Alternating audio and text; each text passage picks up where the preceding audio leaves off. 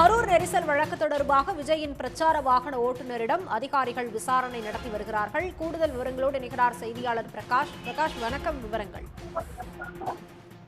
கரூரில் கடந்த ஆண்டு செப்டம்பர் 27ஆம் தேதி தாவேக தலைவர் விஜய் பிரச்சார கூட்ட நெரிசலில் சிக்கி 41 பேர் உயிரிழந்தனர். 100க்கும் மேற்பட்டோர் காயமடைந்தனர்.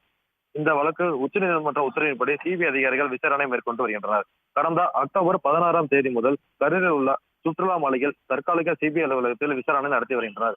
இந்நிலையில் கடந்த 3 மாதங்களுக்கு மேலாக வெளிச்சாபுரம் பகுதியைச் சேர்ந்த பொதுமக்கள், தனியார் ஆம்புலன்ஸ் ஓட்டுநர்கள், தாவேக நிர்வாகிகள் உள்ளிட்ட பல்வேறு தரப்பிடம் விசாரணை நடத்தினர். இந்த நிலையில் நேற்று மத்திய உள்துறை அமைச்சகத்திற்கு கீழ் செயல்படும் தடவியல் துறை அதிகாரிகளும் டெல்லி எய்ம்ஸ் மருத்துவ அதிகாரிகளும் 10க்கும் மேற்பட்டோர் கரூர் வேலுச்சாபுரம் பகுதியான சம்பவ இடத்தில் உயர் ரக தொழில்நுட்ப கேமராவுடன் விசாரணை மேற்கொண்டனர்.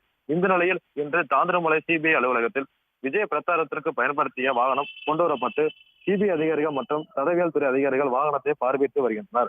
மேலும் வாகன ஓட்டுநரிடம் விசாரணை மேற்கொண்டு வருவதாக தகவலும் வெளியாகியுள்ளது. மேலும் வரும் 12ஆம் தேதி தமிழக வெற்றி கழக தலைவர் விஜய் டெல்லி சிபிஐ அலுவலகத்தில் நேரில் ஆஜராக சம்மன் வழங்கிய நிலையில் தற்பொழுது சிபிஐ விசாரணை தீவிரப்படுத்தப்பட்டுள்ளது. உடனுக்குடன் செய்திகளை தெரிந்து கொள்ள சன் நியூஸ் பெல் ஐகானை கிளிக் பண்ணுங்க.